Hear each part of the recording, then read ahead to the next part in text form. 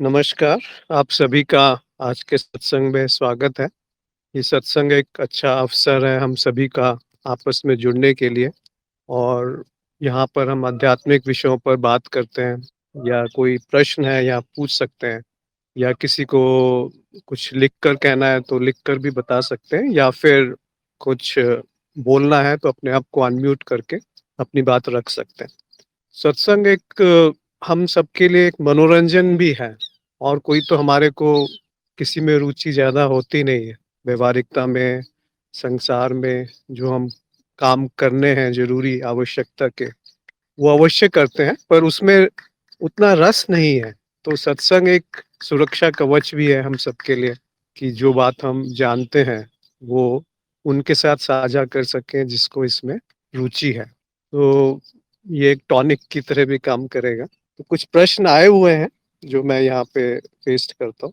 इस बीच यदि किसी को कुछ और कहना है या बताना है या कुछ अपना साझा करना है, तो वो अवश्य कर सकते हैं। तो आनंद का एक प्रश्न आया था कि जब मैं अनुभव करता हूँ, तो फिर हम ध्यान किसका करें? बहुत अच्छा प्रश्न है ये, क्योंकि जब इस तरह के प्रश्न आते हैं तो ऐसा लगता है कि हाँ, चिंतन शुरू हो गया, मनन शुरू हो गया और उसी में गहरा डूबते जाने से उत्तर भी स्वयं आने लगेंगे। पर ये एक दिशा है कि सही दिशा में हम चल रहे हैं। एक सही दिशा की तरफ ये संकेत करता है इस तरह के प्रश्न। फिर आगे पूछा कि ध्यान कैसे किया जाता है? चित्त को एकाग्र कैसे करें? तो तीनों प्रश्न संबंधित हैं एक दूसरे से। तो पहले हमें समझना चाहिए कि ध्यान क्या है?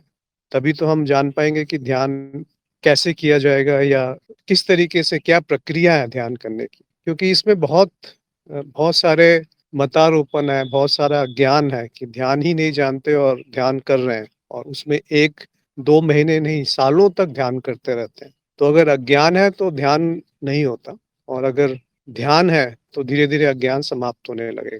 तो ध्यान एक तरह की सिद्धि है, पर ध्यान है क्या चीज़?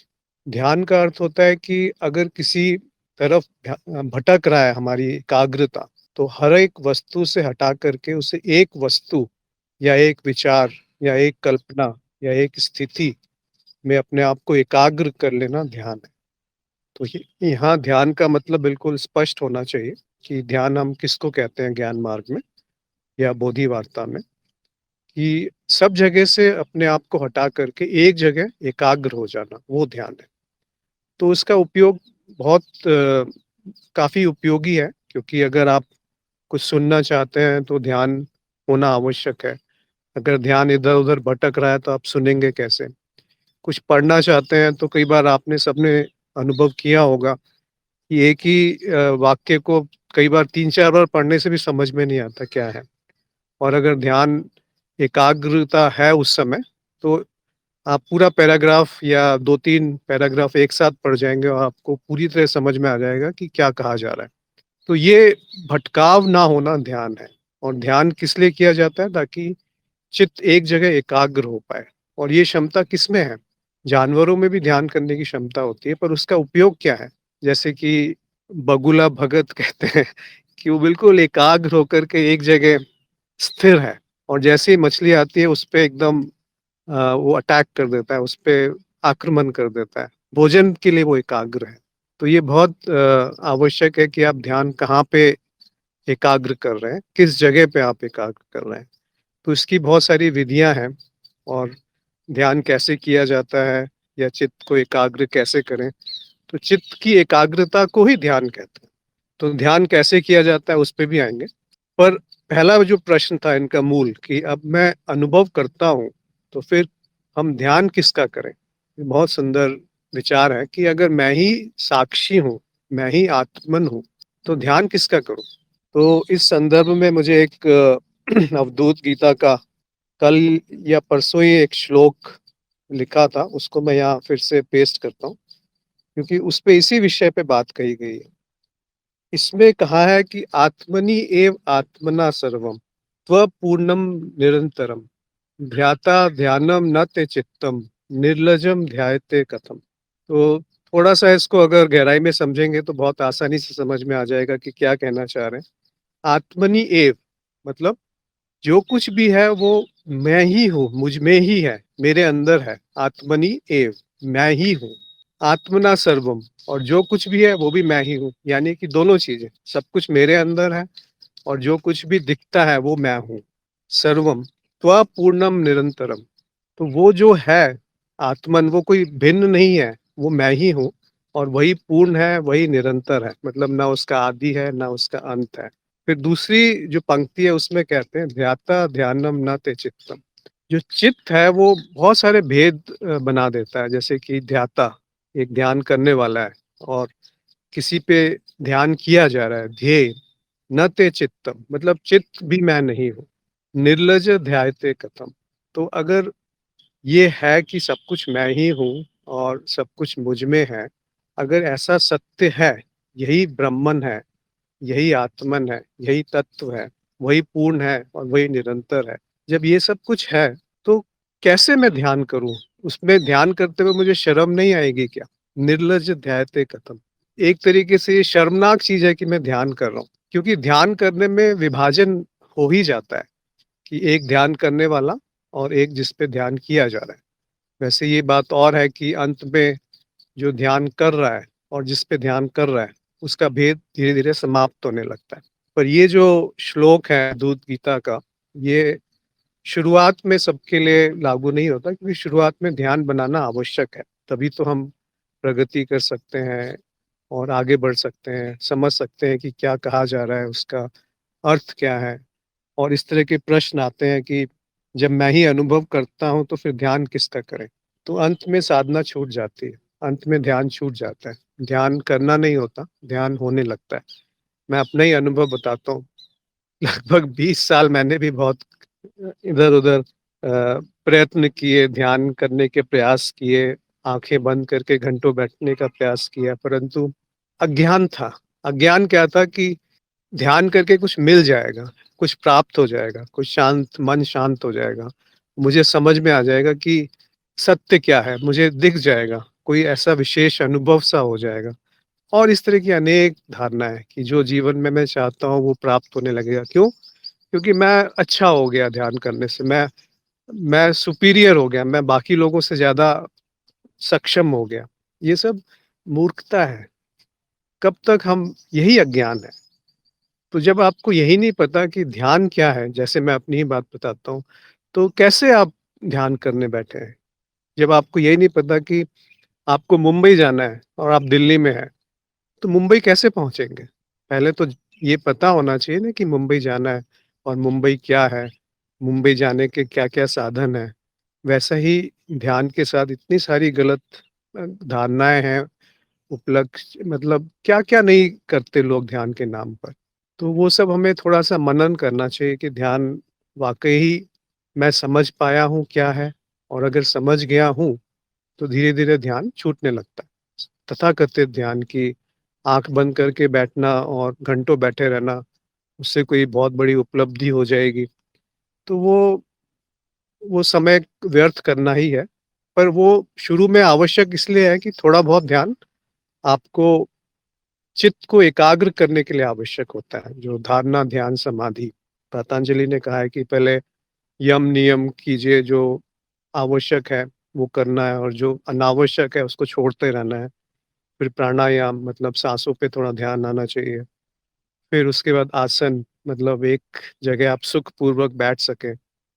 फिर प्रत्याहार, मतलब जो इंद्रियाँ हैं उनको, उनमें आपको रुचि ना रहे। धीरे-धीरे उनका आहार कम करना है। आहार, आहार मतलब खाना, और प्रत्यय मतलब कम करना। तो प्रत्याहार का अर्थ हो गया कि उनको भोजन नहीं देना है, उनको विषय की वस्तुओं में हमेशा लिप्त नहीं रखना है। धीरे-धीरे वो कमज़ोर हो जाती हैं। कमज़ोर मतलब वो तीक्ष्ण हो जाती हैं, सूक्ष्म हो जाती हैं, पर उनको रस नहीं आता, वो प्रत्याहार हो गया। फिर धारणा, धारणा मतलब एक जगह एकाग्र करना, और फिर ध्यान। तो ध्यान का अर्थ होता है कि उस एकाग्रता को बनाए रखना एक ही वस्तु पे या विषय पे या कल्पना पे या विचार पे, वो धारणा हो गया, ध्यान हो गया। और अंत में समाधि। तो समाधि तो पहले से ही है, जिसको हम समाधि कहते हैं, वही अनुभव क्रिया कह सकते हैं, या जो अद्वैत की स्थिति है वो समाधि है। मतलब सम और धी, बुद्धि जो है पूर्णतः सम हो गई है। एक एक तरीके से वो प्रज्ञा में परिवर्तित हो गई है, रिदम भरा प्रज्ञा या चेतना में वो परिवर्तित हो गई। तो वो साक्षी भाव में स्थित हो गई है। तो ध्यान और स्थिति, ये भी 2 बहुत महत्वपूर्ण विषय हैं। ध्यान में हमेशा 2 रहते हैं कि आप किसी पे ध्यान कर रहे हैं और ध्यान करने वाला अलग है। पर जो स्थिति शब्द है, जो निधिध्यासन जिसको हम लोग कहते हैं ज्ञान मार्ग में, नित्य धी और आसन, आसन मतलब बैठना, स्थित होना और सुखपूर्वक स्थित होना, जैसे कि स्थिर सुखम इति आसनम, मतलब कि स्थिर हो जाना, स्थित हो जाना सुखपूर्वक, और आसन मतलब बैठ जाना, वहीं पर शिथिल हो जाना, स्थिर रहना एक ही उसमें। अब ये स्थिरता भौतिक रूप से शरीर की भी हो सकती है, फिर वो धीरे-धीरे करके शरीर बेशक कार्यरत है पर मन में शीतलता आ जाती है, तो वो भी आसन है, जहाँ पर कि मन स्थिर है।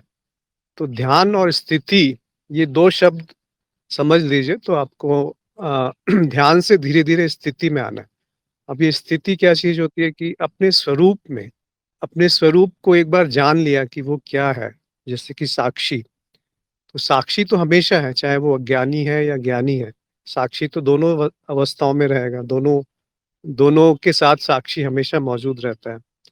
परंतु साक्षी भाव, जब अज्ञान नाश होता है या अपने स्वरूप में की जानकारी होती है, तो मैं साक्षी हूँ, जब ये जाना जाता है, तब साक्षी भाव उत्पन्न होता है। तो साक्षी भाव में जो रहे, यानी कि मैं साक्षी हूँ, उसमें जो स्थित होए, तो उसमें कोई क्रिया नहीं है, तो वो स्थिति होती है कि नित्य जो है वो उस भाव में कि मैं साक्षी हूँ, स्थित रहना निधिध्यासन है। तो इस तरीके से आप देखेंगे कि ध्यान जो है उसका लक्ष्य स्थिति है।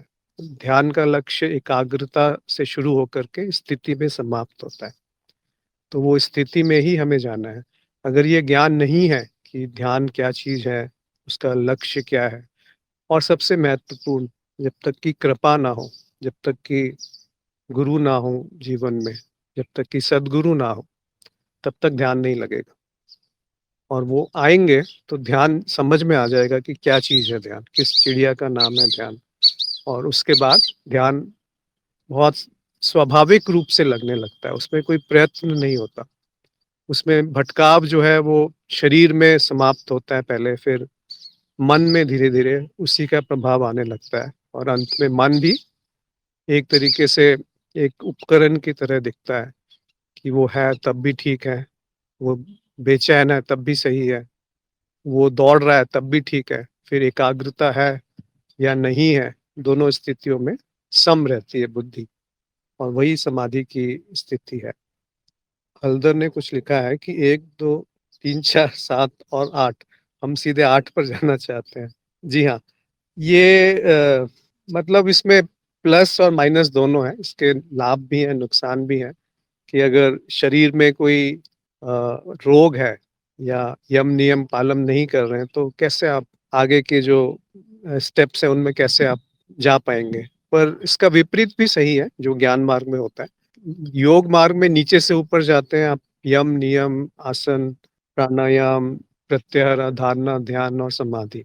समाधि तक पहुँचने के लिए आपको ये सब 7 स्टेप्स करने पड़ते हैं, परंतु ज्ञान मार्ग में आप पहले शुरुआत करते हैं कि अज्ञान ज्ञान क्या है वो समझ में आ जाए, मेरा स्वरूप क्या है वो पता चल जाए, और वो पता चलने का अर्थ है कि उसमें कोई संशय ना रहे कि ये कहीं से सुन लिया मैंने, या उसी को एक तोते की तरह हम लोग रिपीट करते रहते हैं, ब्रह्मम सत्यम जगत मिथ्या। अगर कोई पूछने आ जाए कि भाई कैसे है जगत मिथ्या, तो बोलेंगे कि वहाँ शास्त्र में लिखा है या वो मेरे गुरु ने बताया है। तो फिर कोई उसका अर्थ नहीं होता।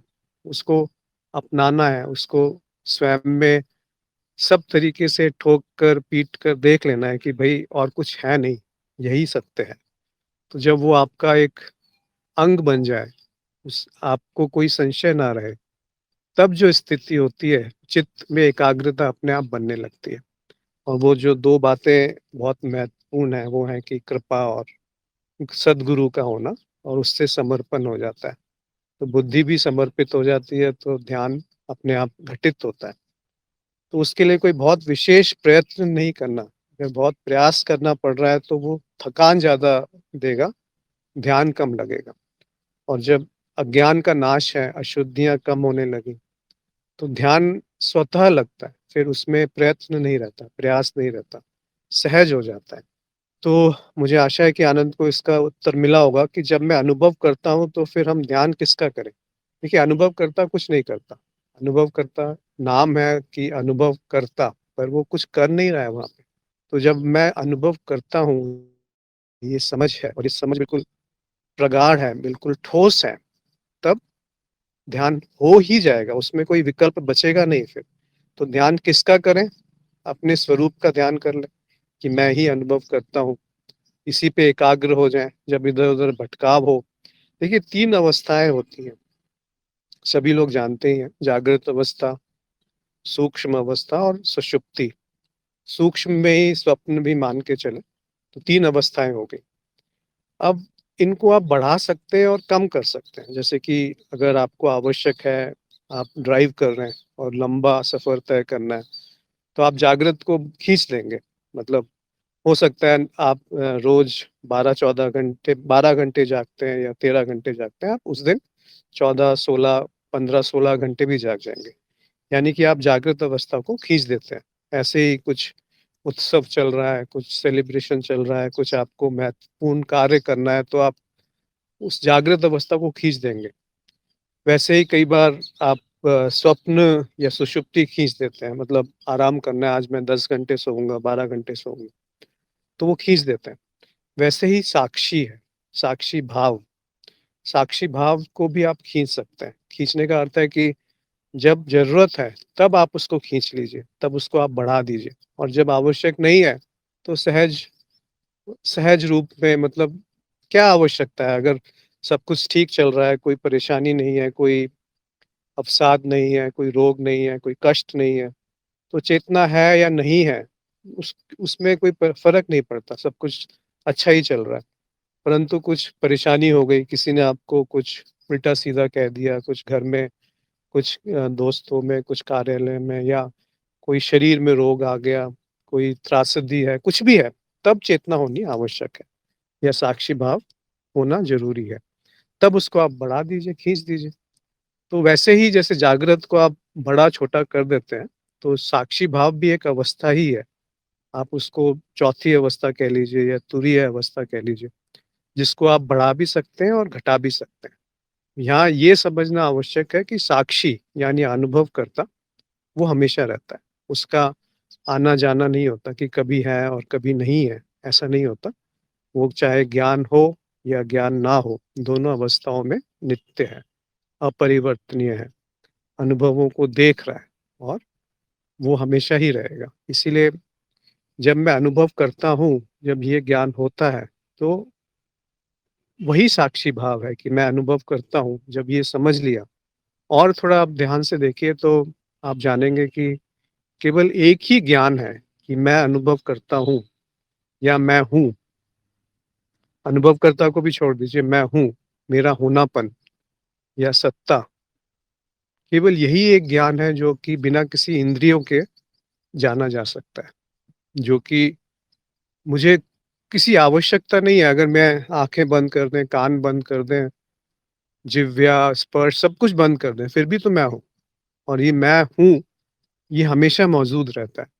चाहे वो अवस्थाएँ बदलती रहती हैं, पर मेरा होनापन रहता है। अब कोई बोलेगा कि सुषुप्ति में तो नहीं रहता। सुषुप्ति में ये भी नहीं रहता कि मैं साक्षी हूँ, वो भाव भी नहीं रहता। इसीलिए साक्षी भाव महत्वपूर्ण है, क्योंकि उस समय ये भाव रहता है कि मैं हूँ, या मैं अनुभव करता हूँ, या मैं साक्षी हूँ। तो ये साधना बस इतनी सी है कि साक्षी भाव में या चेतना में अधिक से अधिक समय व्यतीत किया जाए। यदि कोई और भी इस विषय में कुछ कहना चाहते हैं, तो अवश्य अपने विचार प्रकट कर सकते हैं, क्योंकि ये महत्वपूर्ण है कि साक्षी कैसे रहा जाए और उसमें स्थिति कैसे आती है। योगेश ने अगले प्रश्न पे जाते हैं। योगेश ने कहा है कि गुरुजी कहते हैं कि जो मुक्त है वो सदा मुक्त है और जो बंधन में है वो सदा बंधन में है। कृपया इस पर प्रकाश डालें। हाँ, इस पे एक ब्लॉग में एक लेख भी लिखा है, तो जिसकी रुचि है वो पढ़ भी सकते हैं उसको।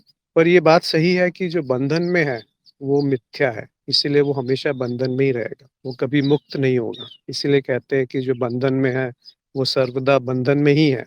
और जो मुक्त है, मुक्त जो है, जो मोक्ष है, वो मेरा स्वरूप है, वो अनुभवकर्ता का स्वरूप है, क्योंकि वो निर्गुण है। तो जो निर्गुण है, जो अपरिवर्तनीय है, जो तत्व है, वो बदलता नहीं है, वो उस आधार है सबका। तो जो आधार है वो समय हमेशा मुक्त रहेगा, नहीं तो फिर वो आश्रित हो गया किसी पे। जो निराश्रय है, जो निराधार है, वो सबका आधार होते हुए भी स्वयं निराधार है। जैसे सूरज और मोमबत्ती। अब सूरज को देखने के लिए मोमबत्ती की आवश्यकता नहीं पड़ती, वो स्वप्रकाशित है। वैसे ही जो मुक्त है, वो हमेशा मुक्त है। अगर मुक्ति कुछ हासिल करके प्राप्त होती, या ध्यान करके या साधना करके, तो वो चली भी जाती, फिर वो मुक्ति थोड़ी हुई, वो तो एक तरीके की कोई अवस्था हो गई।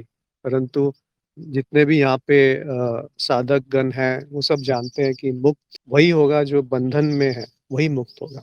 और जो पहले से ही मुक्त है, वो क्या क्या करके मुक्ति का उपाय करे। जो पहले से ही प्रकाशमय है, वो और क्या करे कि वो प्रकाश उसको मिल जाए। वो तो पहले से ही प्रकाशमय है। एक उदाहरण आता है कि एक आदमी जो है, वो कभी पति बन जाता है, कभी बेटा बन जाता है, कभी भाई या कभी दोस्त। तो अलग अलग वो चरित्र निभाता है, रोल प्ले करता है। पर एक पुत्र को आदमी बनने में कितना समय लगेगा, क्या प्रयास करना है, कहाँ पे उसको ध्यान लगाना पड़ेगा, या क्या है जिस जो उसको आदमी बना दे पुत्र को। वो तो पहले से ही आदमी है। तो यही अज्ञान है कि मैं आदमी नहीं हूँ और मुझे कुछ करके आदमी बनना है। तो उस अज्ञान का नाश करना है। तो पहले अगर वो अज्ञान का नाश हो जाए, फिर यम नियम प्रत्याहार धारणा ध्यान आसन प्राणायाम जो करना है करें। पर पहले अज्ञान अगर है, तो ध्यान भी करने से कुछ लाभ नहीं होगा।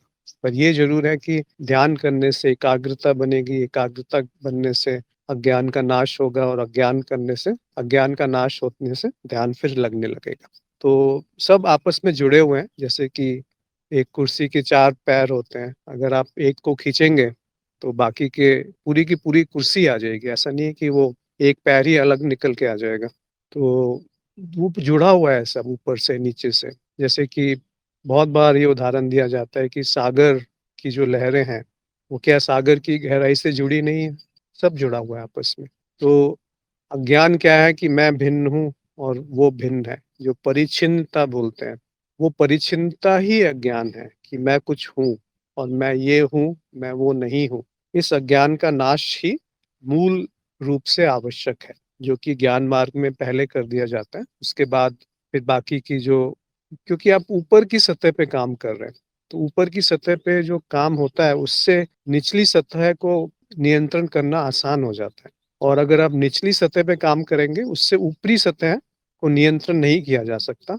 वो धीरे धीरे करके उसमें योग्यता आती है कि वो पहुंच जाए, पर होगी जब शुद्धि, तो ऊपरी सतह पे जो शुद्धि है, जैसे कि कई लोग बहुत अच्छा शरीर बना लेते हैं, बॉडी बिल्डर्स, और बहुत स्वस्थ हैं, मतलब शरीर शारीरिक रूप से। पर इसका अर्थ तो ये नहीं कि उनकी चेतना जागृत है। इसका अर्थ ये तो नहीं कि वो साक्षी भाव में है, या उनकी बुद्धि का इतना विकास हो गया है कि वो सही गलत को पहचान सकते हैं, विवेक जागृत है उसमें। तो निचली परतों से जो है, वो ऊपर की परतें ज़्यादा महत्वपूर्ण होती हैं। अब किसी की चेतना जागृत है, तो क्या फिर वो उल्टा-सीधा खाएगा जो शरीर को हानि पहुँचाता है? तो स्वास्थ्य तो अपने आप बनने लगेगा। तो अगर चेतना है, या साक्षी भाव है, या अज्ञान का नाश हो गया है, तो बाकी की जो परतें हैं, वो धीरे-धीरे अपने आप स्वस्थ होने लगती हैं। फिर एक और अक्षता ने लिखा है कि मैं इतना मुक्त हूँ कि मुझे ये स्वतंत्रता भी है कि मैं बंध जाऊँ। काव्यात्मक रूप से कहा है अक्षता ने। जी, आपने बहुत सही कहा कि हम ये नहीं कह सकते कि जो मुक्त है, जो मोक्ष स्वरूप है, वो बंधन में प्रतीत नहीं हो सकता। जो आपने कहा है कि मैं इतना मुक्त हूँ कि मैं ये भी जान सकता हूँ कि मैं बंधन में करके खेल खेल रहा हूँ। जैसे कि स्वप्न है। अब स्वप्न में सब कुछ तो मैं ही हूँ। जो सपना देख रहा है वो भी मैं हूँ, जो चरित्र हैं वो भी मैं हूँ, और जो बंधन है उस समय वो भी मैं हूँ और जो भावनाएँ हैं वो भी मैं हूँ। मुझसे भिन्न कुछ है क्या स्वप्न में? सब कुछ तो मैं ही हूँ। और अगर कोई जाग गया और सपने में कोई भय था या कोई ऐसी घटना थी जो उसे तंग कर रही थी, तो जागने के बाद भी आप अगर उससे परेशान हैं स्वप्न से, तो फिर वो तो अज्ञान है, मूर्खता है। वैसे ही जब आपने अपने मोक्ष स्वरूप को देख लिया कि मैं तो सर्वदा मुक्त हूँ, अगर मैं कभी बंधन में होता, तो मुक्त होने की संभावना थी ही नहीं, असंभव है। और अगर मैं मुक्त हूँ, तो मैं हमेशा मुक्त हूँ। ऐसा नहीं है कि मैं पहले बंधन में था और बाद में मुक्त हो गया। हाँ, खेल खेल सकते हैं कि मैं बंधन में हूँ और अपने आप से ही खेल खेल रहा हूँ, वो सब चलता रहेगा। पर जैसे ही चेतना जागृत हो जाएगी, तो उसमें आनंद समावेश हो जाता है। योगेश ने कहा है कि प्रतीत होना और अनुभव होना, इस पर प्रकाश डालें। प्रतीत होना और अनुभव होना एक ही चीज़ है। प्रतीति बोलिए, अनुभव बोलिए, माया, मिथ्या। पर अनुभव जो है वो ज़्यादा सटीक शब्द है शायद, जो कि हम अद्वैत ज्ञान मार्ग में और अद्वैत में प्रयोग करते हैं। क्योंकि अनुभव में एक थोड़ा विस्तार है, ज़्यादा बड़ा शब्द है कि कुछ भी है वो अनुभव है। और प्रतीति क्या है कि जैसे छवि, मैं अपनी छवि देख रहा हूँ शीशे में, तो वो प्रतीति है, माया है, मैं नहीं हूँ वो। वैसे ही एक आप रेगिस्तान में पानी देखते हैं तो वो प्रतीति है कि जो जैसा है वो वैसा दिखता नहीं है, वो प्रतीति है। अनुभव के लिए भी ये सत्य है क्योंकि अनुभव जो है उसका तत्व नहीं जाना जा सकता कि वो क्या है। इसीलिए माया बोल लीजिए, देवी बोल लीजिए, शक्ति बोल लीजिए, प्रकृति बोल लीजिए, प्रतीति बोल लीजिए, मिथ्या बोल लीजिए, अनुभव बोल लीजिए, ये सब एक ही शब्द है। इसमें भिन्नता नहीं है, ज़्यादा कोई भिन्नता नहीं है। एक ही तरीके से इनका उपयोग किया जाता है। जयदीप ने कहा था, यदि मैं ही सब कुछ हूँ तो भगवान कैसे है? कौन है? या वो है ही नहीं? देखिए, भगवान जो है वो भक्ति मार्ग से निकला है, परंतु भगवान को अगर आप संधि विच्छेद करेंगे, तो जो मुझे समझ में आता है वो भ से अर्थ है कि भूमि, बीच में आ गया अग्नि, ग से गगन, वा से वायु और न से नीर या जल। तो ये जो पंच तत्व हैं, उनका जो समूह है, जो गण है, भग और गण, जो गण है वो भगवान है, यानी कि जो पंच तत्व। अब पंच तत्व में ये मत समझ लेना कि केवल जो अनुभव है वो पंच तत्व है। पंच तत्व का अर्थ होता है कि मतलब जो भौतिक वस्तुएं हैं वही पंच तत्व से निर्मित है, वो पंच तत्व नहीं है। तो पंच महाभूत कहा गया है इनको। पंच महाभूत का अर्थ होता है जो सूक्ष्म भी है, जैसे कि मन, बुद्धि, भावनाएं, चित्त, अहंकार, ये भी पंच तत्व है। जो त्रिगुणात्मक माया कहते हैं, तो वो उसका प्राकट्य रूप है, सत्व, रज और तम। तो जो सत्व, रज और तम होते हैं, तो एक है ठहराव और एक है बदलाव।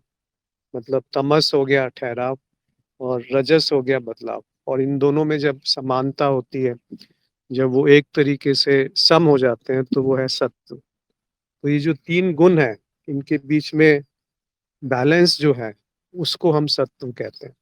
तो जब बुद्धि बुद्धि भी पंच तत्व है, तो वो पंच तत्व जब अपने में स्वरूप में स्थित होने लगते हैं, तो उसी को विवेक कहते हैं। और ये जो समूह है स्मृति का, उसको भगवान कह सकते हैं या विश्वचित्त कहते हैं या ईश्वर कहते हैं। परंतु ज्ञान मार्ग में इसका ज़्यादा उपयोग नहीं आता, भक्ति मार्ग में इसका ज़्यादा उपयोग है भगवान। आप स्वयं के स्वरूप को अगर जान गए, तो भगवान जो शब्द किसने बनाया? आप थे पहले, तभी तो वो शब्द का निर्माण हुआ।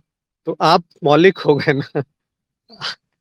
और कितने भगवान हैं, सब अपने-अपने बना लेते हैं, देवी-देवता, ईश्वर, कोई बोलता है, कोई बोलता है नहीं है। ये सब तो धारणाएँ हैं, ये सब तो मतारोपण है, ये सब आप होना चाहिए ना, आपको तो पहले होना पड़ेगा इन सब के आने से पहले, कोई विचार आने से पहले आपका होना आवश्यक है। और एक विचार दूसरे विचार को नहीं जान सकता। तो भगवान है या भगवान नहीं है, दोनों ही विचार हैं। दोनों में दोनों को बनाने वाले आप हैं। फिर एक और जयदीप का प्रश्न था कि अगर हम अनंत आनंद हैं, तो क्या हम यहाँ किसी इच्छा को पूरा करने के लिए इस शरीर में आए हैं? देखिए, अनंत आनंद जब आप कहते हैं तो वो स्वरूप का व्याख्या हो रही है, यानी कि अनुभवकर्ता की व्याख्या हो रही है या साक्षी की बात हो रही है। तो साक्षी तो कुछ नहीं करता, साक्षी की तो कोई इच्छा भी नहीं है। इच्छा है या इच्छा ना हो, दोनों ही अवस्था में साक्षी तो साक्षी ही रहेगा। तो ऐसा नहीं है कि साक्षी कुछ इच्छा पूरी करने के लिए यहाँ पर आया है। कहाँ पर आया है? सारे स्थान तो आप ही के अंदर है, यानी कि साक्षी के अंदर ही है, एक तरीके से आप समझें। कोई दूरी नहीं है अनुभव में और अनुभवकर्ता में। इच्छा भी एक तरीके का अनुभव ही तो है। अगर आप कारण शरीर बोल रहे हैं या संस्कार बोल रहे हैं या स्मृति बोल रहे हैं, तो उसको इच्छा कहते हैं, जहाँ से वो प्रकट होती है। तो वो भी एक अनुभव है और वो साक्षी उससे भी निर्लेप है, निर्लिप्त है। वो छू नहीं सकता ये सब कुछ भी उस साक्षी को। तो जो आप आनंद की बात करते हैं, तो आनंद कुछ नहीं करता। आनंद सुख-दुःख, सुख और आनंद में भेद समझना आवश्यक है। जो इंद्रियों के माध्यम से मिलता है, वो सुख होता है और जो इंद्रियों के माध्यम से सुख मिल रहा है, जो उसका स्रोत है, वो आनंद है। तो दुःख का स्रोत भी आनंद है और सुख का स्रोत भी आनंद है। मेरा होना मात्र ही आनंद है। जैसे कि बच्चा है, बच्चे को अगर कुछ भूख नहीं लग रही, सब बिल्कुल शांत है, तो वो आनंद में होता है, वो तृप्त होता है, वो मस्ती में होता है, मज़े में होता है, मौज में होता है। बस भेद इतना है कि बच्चे को ये नहीं आभास होता कि मैं ही साक्षी हूँ या मैं ही अनुभव करता हूँ या मैं ही आत्मन हूँ या मैं ही ब्रह्मन हूँ।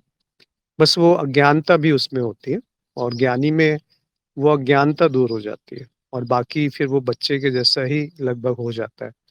क्योंकि वो देख लेता है कि जो कुछ भी है वो मुझे छू नहीं सकता, मैं उससे निर्लेप हूँ, मुक्त हूँ। मेरा स्वरूप ही मोक्ष है, आनंद है। तो ये प्यास होनी चाहिए आनंद को जानने के लिए, स्वरूप को पहचानने के लिए। इसमें मेरे को एक छोटा-सा मैंने कुछ दिन पहले एक जगह पढ़ा, बहुत अच्छा लगा, वो मैं आपसे साझा करता हूँ। ये एक कुत्ता है, उसको बहुत प्यास लगी है, तो उसने कब हमेशा इधर-उधर से पानी पिया था, पर पहली बार उसने तालाब देखा, तो उसको लगा कि ये भी पानी है, तो मैं पीने के लिए जाता हूँ। तो जैसे ही वो पीने के लिए आगे बढ़ा, तो उसको अपनी छवि दिखी वहाँ पे, तो वो डर गया कि ये कौन है? तो पीछे बैठ गया जाकर के डर के। एक भय का भाव उसमें उत्पन्न हो गया। फिर थोड़ी देर में प्यास और गहरी हुई तो उसने सोचा नहीं, नहीं मुझे तो पानी पीना ही है। फिर गया, फिर देखी, फिर भाग गया पीछे। फिर जब प्यास उसकी अझेल हो गई, मतलब बहुत ज़्यादा प्यास हो गई, तो वो जाकर के उस पे पानी पीने लग गया और फिर उसको डर दूर हो गया। एक तरीके से उसमें डूब गया। वैसे ही हमारे साथ है कि जब हम अध्यात्म की प्यास जब तक नहीं जगेगी, तो भय लगेगा। किससे भय लगेगा? सत्य से भय लगेगा, गुरु से भय लगेगा, अपने आप से भय लगेगा। कई लोग अपने आप से भागते रहते हैं। उसको भागने के लिए क्या करते हैं? नशा करने लगेंगे या कोई ना कुछ मनोरंजन के लिए इनको साधन चाहिए। आनंद बाहर ढूँढने लगते हैं।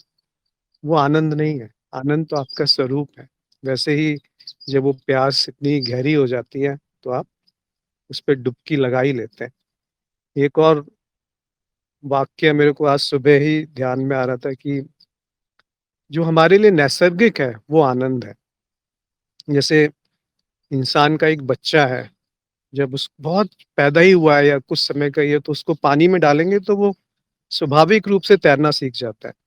ऐसे ही मेरे पास एक कुत्ता था, वो छूट गया एक बार गलती से, तो भाग करके वो एक जगह पानी का तालाब सा था, उसमें कूद गया। मेरे को लगा ये भी डूब जाएगा, पर वो तो बड़े स्वाभाविक रूप से तैरने लग गया, जबकि वो 3-4 साल का रहा होगा, मतलब बच्चा भी नहीं था। पर अगर एक बड़ा व्यक्ति होता है, उसको पानी में डालेंगे तो वो डूब सकता है क्योंकि उसने तैरना सीखा नहीं अगर कभी तो। जबकि बच्चा जो है वो पानी में तैर जाएगा, आदमी का बच्चा भी। तो ये बड़ा विचित्र है। तो इसको अगर हम एक उपमा या एक उदाहरण की तरह समझें, तो जो अज्ञान हमने इकट्ठा किया हुआ है, उससे हमें भय लगता है। वो हमें भय का कारण है क्योंकि परिच्छिन्नता है, हम अपने आप को कुछ समझ बैठे हैं कि मैं कुछ हूँ, वो भय है। तो अगर आप और ध्यान से ढूँढेंगे तो जगत में 2 ही ड्राइवर्स हैं, मौलिक कारण है आपके होने के, एक है भय और एक है प्रेम। तो अगर भय है, तो योग और क्षेम होता है, यानी कि मुझसे कुछ छूट ना जाए, मेरे पास जो है वो मुझसे जुदा ना हो जाए, या मुझे जब आवश्यक है वो मिल ना पाए, ऐसा ना हो कहीं, ये भय है। और ये भय के कारण आप संग्रह करने लगते हैं और क्या-क्या विकृति पैदा हो जाती है। और एक होता है प्रेम, जब मैंने अपने स्वरूप को देख लिया कि वो भी मैं हूँ, ये भी मैं हूँ, जो प्रक्रिया है वो भी मैं हूँ। जब ये सब कुछ मैं हूँ, तो प्रेम ही रहा, वही आनंद है, वही तृप्ति है, वही शांति है। कुछ भी बोल दीजिए, शब्दों में कुछ नहीं है। वो होना मात्र है, जिसको सत्ता कहते हैं। और मैं जानता हूँ कि मैं हूँ, वो चैतन्य हो गया। और जब ये 2 हैं, कि मैं जानता हूँ मैं हूँ और मैं हूँ, ये एक तरह से साक्षी भाव है, तो वही आनंद है। पर आनंद साक्षी भाव नहीं है तब भी होगा, और जब साक्षी भाव है तब तो होगा ही होगा। पर साक्षी भाव में आनंद नहीं है तो वो साक्षी भाव नहीं है, कुछ और है। तो साक्षी भाव है तो आनंद होना आवश्यक है। और आगे चलते हैं, या किसी का कोई प्रश्न है? वैभव ने एक प्रश्न किया था कि एक योगी को कोई वस्तु शून्य दिखाई पड़ती है और वही वस्तु किसी इंसान को वस्तु के रूप में दिखाई देती है। योगी भी इंसान ही होते हैं। दोनों में एक ही अनुभव करता होते हुए भी दोनों को अलग-अलग अनुभव हो रहे हैं। दोनों को अलग-अलग अनुभव हो रहे हैं, पर अनुभवकर्ता को तो सारे ही अनुभव हो रहे हैं। तो क्या ये कहना ठीक है कि योगी अनुभवकर्ता की दृष्टि, ज्ञान की दृष्टि से देख रहा है और दूसरा इंसान अज्ञान या अहंकार या बुद्धि या जीव की दृष्टि से देख रहा है, इसलिए उसे माया का ज्ञान नहीं हो रहा? देखिए, आपके प्रश्न में थोड़ी-सी अज्ञानता भी है और थोड़ा-सा ज्ञान भी है। अज्ञानता ये है कि योगी को या ज्ञानी को कोई अलग तरह का अनुभव होता है। योगी और ज्ञानी को वैसा ही अनुभव होता है जैसा कि किसी अज्ञानी को होता है। पर दोनों में भेद ये है, शायद ममता ने एक अच्छा उदाहरण दिया था कि आप कोई चलचित्र देख रहे हैं। तो एक है कि अगर अज्ञानी है तो आप किसी कैरेक्टर से, चरित्र से तादात्म्य कर लेंगे और उसको मैं मानने लगेंगे और उसके साथ दुखी होंगे या सुखी होंगे, तो ये अज्ञान है। तो दिख तो वैसा ही रहा है दोनों को, पर एक ने अपने आप को वो कुछ चरित्र मान लिया और उसमें वो पूरी तरीके से उलझ गए।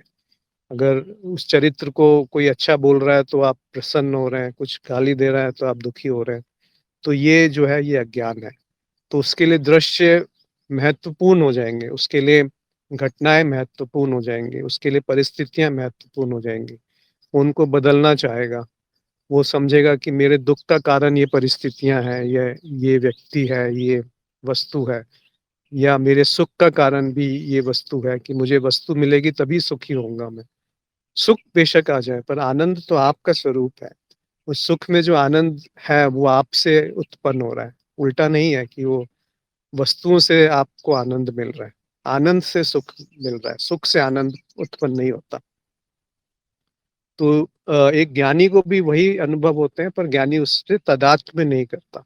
वो देख लेता है कि ये चलचित्र है, तो फिर एक भयानक चलचित्र हो या एक प्रेम गाथा हो, दोनों में वो सम रहता है। उस दोनों को उतना ही वो एन्जॉय करता है। जैसे एक और उदाहरण से समझिए कि रेगिस्तान में पानी है, तो दोनों को पानी दिखेगा, ज्ञानी को भी और अज्ञानी को भी। परंतु ज्ञानी जान जाएगा कि थोड़ा उसने चला 2 किलोमीटर और वहाँ पे देखा, तो पाया कि वो पानी आगे दूर हो गया। तो दिख रहा है, पर वो जान जाएगा कि ये मिथ्या है, जो दिख रहा है वैसा नहीं है। वहाँ पानी नाम का कुछ है नहीं, तत्व उसका जो है वो पानी नहीं है। तो वो दिखते हुए भी उससे पृथक हो जाएगा, उससे विरक्त हो जाएगा। जबकि एक अज्ञानी अगर उसको ही सत्य मानेगा, इसीलिए उसको मृग तृष्णा कहते हैं।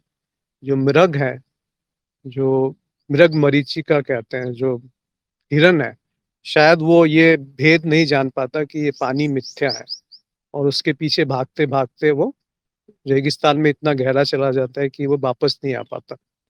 कई बार उसकी मृत्यु भी हो सकती है। तो ये अज्ञान है।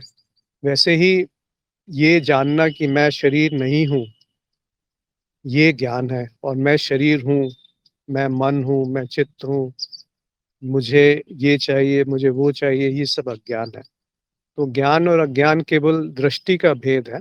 तो आपने जो आगे लिखा है वो ठीक है कि एक माया को सत्य मान रहा है, तो उसको माया का ज्ञान नहीं हो पाया और एक माया को माया की तरह जान रहा है कि ये बदलती है, तो मेरा स्वरूप ये नहीं है, मेरा तत्व ये नहीं है, तब वो उससे पृथक हो जाता है, उससे विरक्त हो जाता है। तो और किसी का कोई प्रश्न है?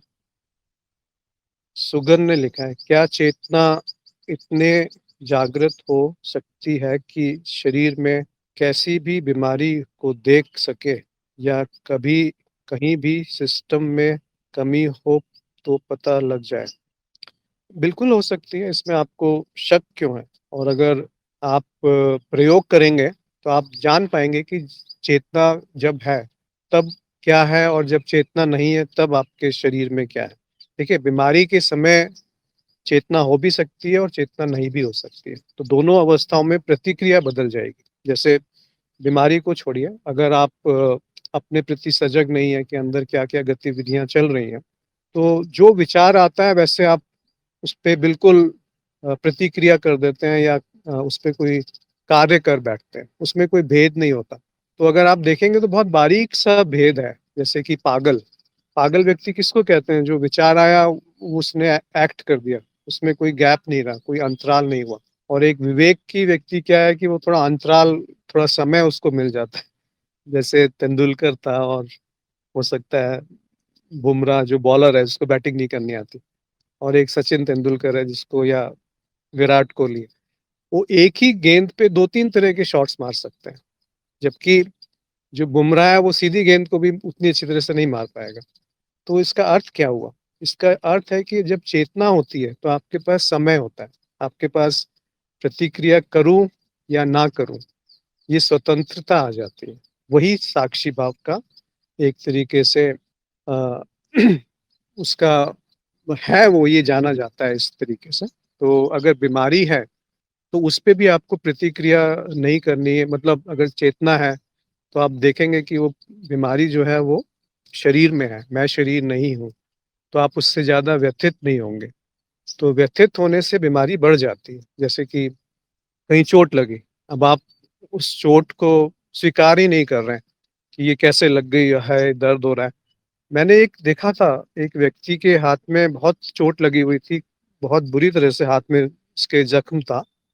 तो वो डॉक्टर के पास आया और बोला, नहीं मुझे एनेस्थीसिया वगैरह कुछ नहीं चाहिए, आप इसमें जो टिक वो लगाने हैं वो कर दीजिए, मैं ऐसे ही ठीक हूँ। और कई व्यक्ति हैं कि थोड़ा-सा हल्का-सा चोट लगा, खून देखा तो वो बेहोश ही हो जाते हैं कई बार। तो ये चेतना का अभाव है। तो चेतना होने से आपकी प्रतिक्रिया में बहुत नियंत्रण आ जाता है कि वैसे ही कुछ गलत होने वाला है, आपको चेतना है तो पता चल जाएगा कि ये करने से नुकसान होगा या चीज़, गलत उसका प्रभाव आएगा। दिव्य कांति ने कहा है, छूटने का भय। हाँ, वही 2 तरह के भय होते हैं, योग और क्षेम। यानी कि मुझे जो मिला हुआ है वो छूट ना जाए, या जब आवश्यकता हो वो मिल ना पाए। तो ये भय के कारण हम देखते हैं कि हमारा सारा जीवन, इच्छाएँ सब उसी से प्रभावित रहता है। या फिर प्रेममय जीवन हो सकता है जब मैं अपने स्वरूप में स्थित हूँ, जो स्थिति है वो महत्वपूर्ण है। योगेश ने कहा है, दोनों में अनुभवकर्ता नहीं बल्कि दोनों ही अनुभवकर्ता अस्तित्व में है। दोनों मतलब शायद आपने किसी ऊपर के संदर्भ में कहा है। ओमकार ने कहा है कि योगी का दृष्टि में अभेद, भोगी का दृष्टि में भेद है। योगी और व्यक्ति, अच्छा, योगेश ने कहा है कि दोनों योगी और व्यक्ति अनुभवकर्ता नहीं बल्कि दोनों ही अनुभवकर्ता अस्तित्व में है। हाँ, सही कहा आपने। जो योगी है या व्यक्ति है, वो दोनों एक अनुभव है, वो अनुभव करता नहीं है। व्यक्ति जो है वो अपने आप को व्यक्ति मानता है तो वो अनुभव हो गया, और योगी जो है वो अपने आप को योगी मानता है तो वो भी अनुभव हो गया। दोनों के दोनों अहम है, अहम भाव है, ना कि अनुभवकर्ता। अहम भाव और अनुभवकर्ता में बहुत भेद है, ये समझना आवश्यक है सभी के लिए। तो दोनों ही अनुभव हैं, दोनों ही अस्तित्व का हिस्सा हैं, पर अनुभवकर्ता नहीं। जैसा कि हम जानते हैं कि अस्तित्व में 2 ही भाग होते हैं, एक अनुभव और एक अनुभव को जानने वाला, और दोनों 2 नहीं है, अद्वैत में उसको हम एक ही देखते हैं। तो ओमकार ने कहा, योगी का दृष्टि में अभेद, भोगी का दृष्टि में भेद है। हाँ, आपकी बात सही है, योगी जो है वो दृष्टि जो है उसकी अभेद दृष्टि होती है, मतलब वो भेद नहीं देखता। योगी बोल लीजिए या ज्ञानी बोल लीजिए, वो परिच्छिन्न नहीं होता, वो अपने आप को भिन्न नहीं समझता, वो भेद नहीं है उसका अपने आप से किसी और का।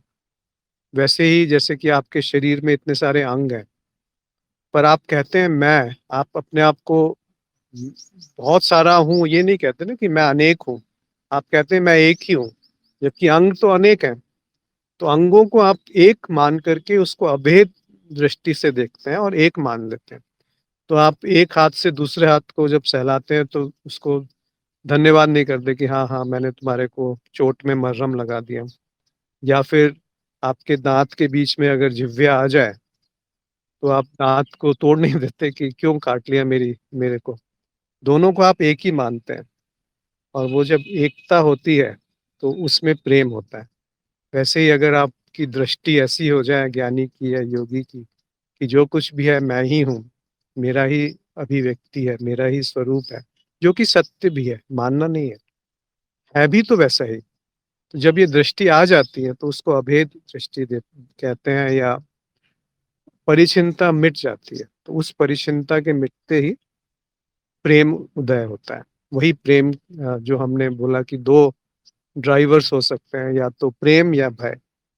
तो अगर प्रेम आपका उद्देश्य है, अभिव्यक्ति है, तो जीवन वैसा ही बीतेगा, आपको सब कुछ अच्छा लगेगा, सब संबंध सुधर जाएँगे, और कुछ ना भी सुधरे तो छूट जाएँगे, ना भी छूटे तो आप स्वीकार भाव में रहेंगे, और वो स्वीकार भाव या समर्पण ही अंत है ज्ञान का।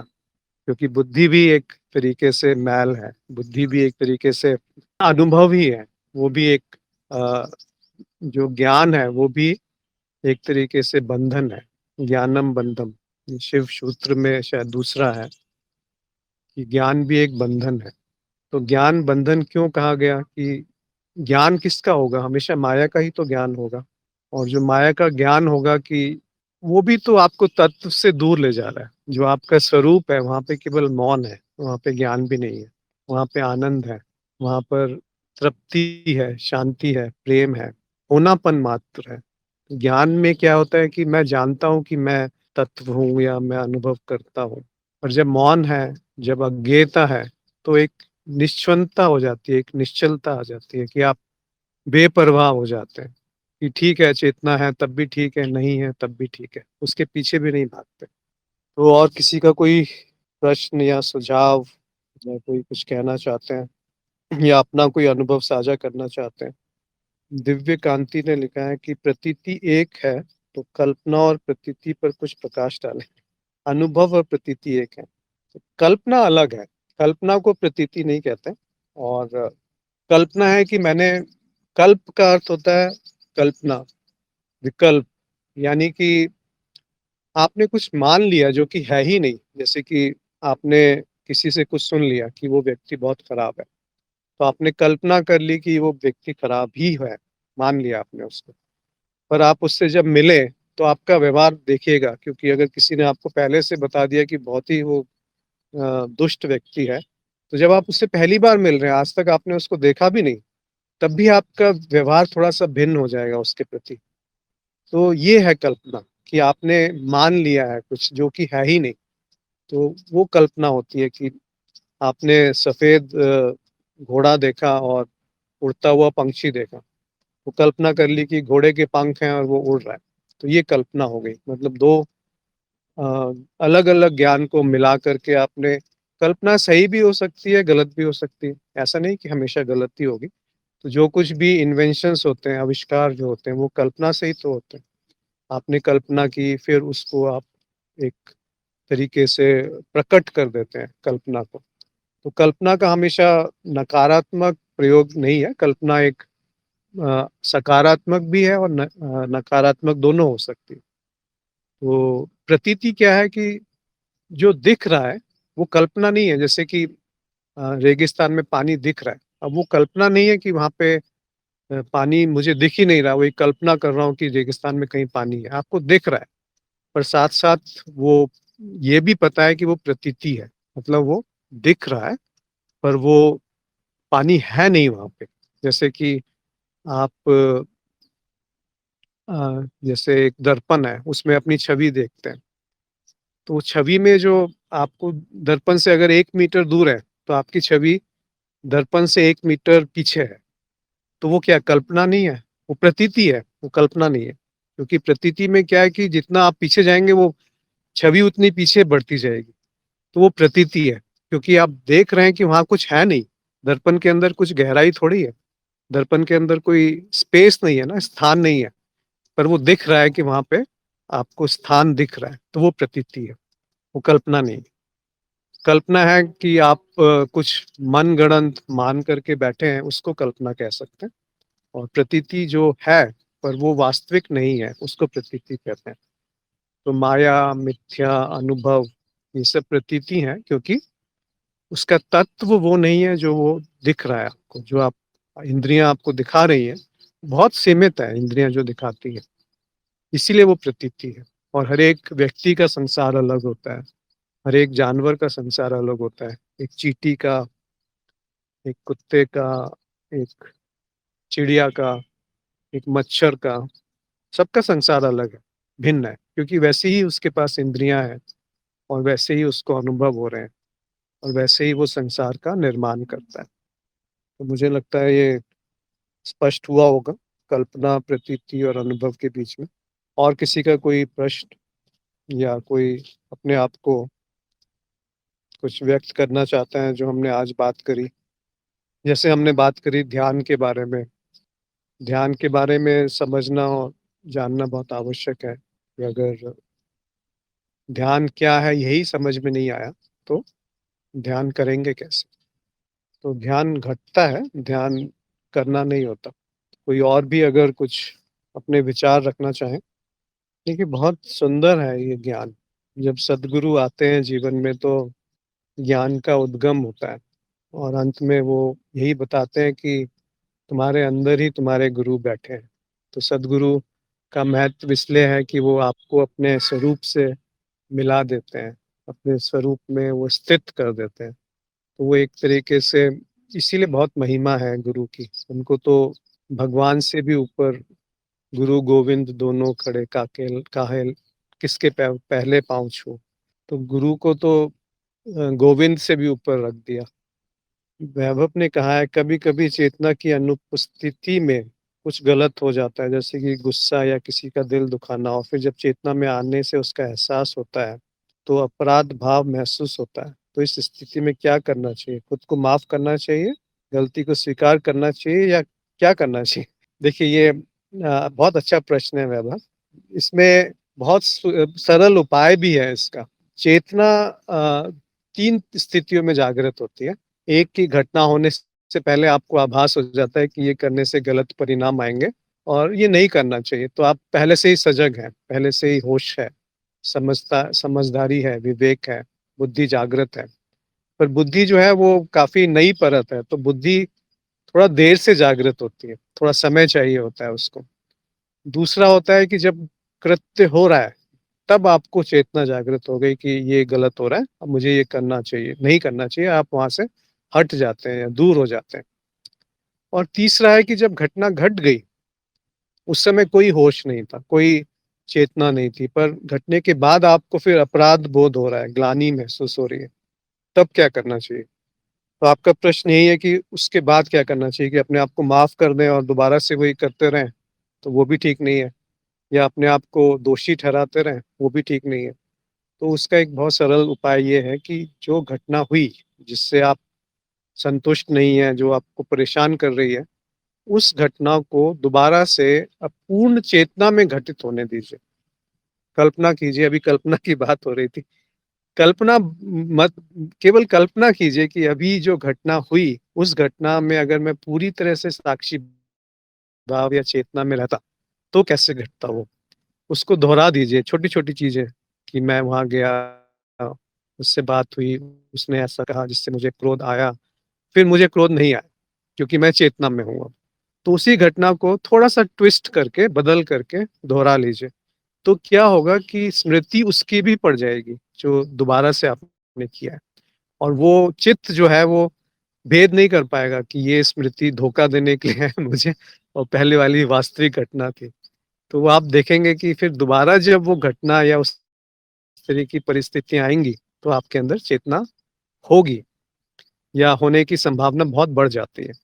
तो ये है एक तरीका जिससे कि आप सुधार कर सकते हैं और सीख लीजिए उससे, उसके बाद वो दोबारा मत कीजिए, बस उतना ही काफ़ी है। ये नहीं कि अपने आप को दोषी ठहरा करके आप दोषी क्यों मानते हैं? देखिए करता तो कोई है नहीं, तो कैसे आप दोषी हो गए? या सब कुछ पूर्व निर्धारित है, तो आप कैसे दोषी हो गए? तो ये जो खेल है कि मैं चेतना में दोहरा रहा हूँ, वो भी एक तरीके का मतलब खेल ही है वो भी। तो कर लीजिए, अगर उससे मन को संतुष्टि मिलती है, तो उसको करके देख लीजिए, हो सकता है कुछ फ़ायदा हो उससे। और अंत में तो आप देखेंगे जब अज्ञान का पूर्णतः नाश होता है, तो ऐसी घटनाएँ कम घटने लगती हैं। और एक तरीका है कि आपने उससे सीख नहीं ली, तो वो घटनाएँ बार-बार घटेंगी। अगर जैसे ही आपने वो लेसन लर्न कर लिया, तो फिर वो दोबारा से नहीं तंग करेगा आपको, चाहे वो व्यक्ति हो, वस्तु हो या परिस्थिति हो। तो कहीं न कहीं आसक्ति रह जाती है, कहीं न कहीं परिचिनता आ जाती है, कहीं न कहीं भेद दिखता है, तभी वो परेशान करता है। नहीं तो क्रोध भी मैं हूँ, प्रेम भी मैं हूँ, आनंद भी मैं हूँ, सुख भी मैं हूँ, दुःख भी मैं हूँ, राग भी मैं हूँ, द्वेष भी मैं हूँ, ध्यान भी मैं हूँ और ध्यान करने वाला भी मैं हूँ और जिस पे ध्यान किया जा रहा है वो भी मैं हूँ। तो अब क्या बचा? केवल समर्पण ही रह जाता है और कुछ नहीं। शिवम ने कहा है कि मेरा विचार है कि आप किसी भी अवस्था की मिथ्या का ज्ञान तभी प्राप्त कर सकते हैं जब दूसरी अवस्था का अनुभव हो चुका हो। जैसे स्वप्न की मिथ्या का ज्ञान जागृत अवस्था के अनुभव की स्मृति से होता है। हाँ, बिल्कुल सही कहा आपने शिवम। और ये तभी होता है कि जब आपको अनुभव है, तभी तो आप उसको मिथ्या का ज्ञान होगा। शिवम ने आगे और कहा है कि इसी प्रकार माया की मिथ्या का परोक्ष अनुभव या ज्ञान इसकी सभी अवस्थाओं जागृत, स्वप्न और सूक्ष्म का अनुभव होने के बाद हो पाता है। बाकी जो तर्क और प्रमाण से माया को मिथ्या सिद्ध किया जाता है, जिसे बुद्धि तो मानती है लेकिन जीवन में ये ज्ञान उतर नहीं पाता है। इसलिए योगी माया की मिथ्या को अनुभव के स्तर पर ज्ञान प्राप्त करता है। जी बिल्कुल, बहुत बहुत सुंदर कहा, बहुत गहराई में उतर गए हैं शुभम। तो सही कह रहे हैं, जब तक कि आपने एक बौद्धिक रूप से मान लिया कुछ और एक अनुभव के आधार पे उसको जान लिया। जैसे कि आप कभी रेगिस्तान नहीं गए, तो आपने कहीं से सुन लिया है कि हाँ, रेगिस्तान में पानी दिखाई देता है। तो आप एक तरीके से मान के बैठे हैं कि हाँ, ऐसा होगा तो वैसा होगा, तो वो उतना ठोस नहीं है। पर आपने एक बार अनुभव कर लिया कि रेगिस्तान में जाके देखा कि वहाँ पानी है, फिर 2 किलोमीटर चले, तो देखा कि वो 2 किलोमीटर पानी आगे शिफ्ट हो गया। तो अब ये ठोस हो गया कि ये प्रतीति है, ये मिथ्या है, ये माया है। तो वो अनुभव के आधार पे ये जाना कि अनुभव मिथ्या है। तो अनुभव के आधार पे ही हम ये जान पाते हैं कि देखिए बुद्ध चित्त जो है वो विभाजन कर रहा है, मन जो है विभाजन कर रहा है और बुद्धि जो है वो उस विभाजन के आर-पार देख सकती है। तो बुद्धि भी तो एक तरह से चित्त का ही हिस्सा है ना, बुद्धि भी तो माया का ही हिस्सा है। परंतु बुद्धि एक पुरस्कृत परत है, जिससे कि वो विभाजन को देख पाती है। पर अंत में बुद्धि भी वहाँ तक नहीं पहुँच पाएगी कि जैसे रेगिस्तान और पानी का आज फिर उदाहरण आ जाएगा कि आपने जान लिया कि वहाँ पे पानी नहीं है, तो इससे पानी दिखना बंद थोड़ी हो जाएगा, पानी तो दिखता रहेगा। वैसे ही बुद्धि से आपने जान लिया कि ये माया है, मिथ्या है या प्रतीति है, बदलता रहता है, तत्व नहीं है, तब भी वो वैसा ही दिखेगा, अनुभव होने बंद थोड़ी हो जाएँगे। खाली आपकी जो प्रतिक्रिया है, जो आपका लगाव है, जो राग है या द्वेष है या जो परिकल्पनाएँ हैं, जो अ, मतारोपण है, वो धीरे-धीरे हट जाता है। तो वही उसका उपयोग है, वही उसका अ, उसकी उसका मतलब होने का कारण है एक तरीके से। दिव्य कांति ने कहा है लेकिन जिसके साथ वो हुआ, उसके साथ तो कर्म बन जाएँगे, दूसरों के साथ नहीं होगा। हाँ, आप शायद उसका उदाहरण ले रहे थे कि क्रोध आया तो उससे कैसे छूटें? तो जिसके साथ आपने एक बार कर्म हो गया, तो उसका प्रभाव तो आएगा ही। पर वो जो प्रभाव आएगा, तब भी आप चेतना बना के रखिए ना। और पहली बात, दूसरी बात, अगर आपने उसको चेतना में दोहरा दिया, तो जब उसका प्रभाव आएगा, तब भी आपकी चेतना बनने की संभावना है। तो ये एक उपाय है, आप प्रयोग करके देख सकते हैं इसको। हल्दर ने कहा है, सत्य वचन ध्यान घटित होता है, किंतु एक सावधानी चाहिए नहीं तो मन उसमें रस लेने लगता है और फिर अधःपतन। इसलिए वो सावधानी आती है ज्ञान से। बिल्कुल सही, आप सभी यहाँ पे ज्ञानी हैं और मुझे लगता है आज का समय भी हो गया। ओमकार ने कहा है ज्ञानम बंधनम अच्छामि। अच्छामि का क्या अर्थ होता है? ज्ञानम बंधनम तो समझ में आता है या बुद्धू से बुद्ध होना है। बुद्धम शरणम गच्छामि। जो हम पैदा होते हैं तो बुद्धू होते हैं और धीरे-धीरे बुद्ध होना है। तो यहाँ पे हम लगता है कि आज का सत्संग समाप्त करते हैं। आप सभी का जुड़ने के लिए बहुत-बहुत आभार और धन्यवाद। ऐसे ही संयम एक ज्ञान की गंगा बहती रहे, जैसे शिव के जटाओं में गंगा बहती है, तो वो गंगा जो है वो प्रेम है और जो आज्ञा चक्र वो ज्ञान है, चेतना है, साक्षी भाव है। तो इसी में सब नहाते रहें, गुरु के सानिध्य में सब लोग प्रगति करते रहें। सबका बहुत-बहुत आभार।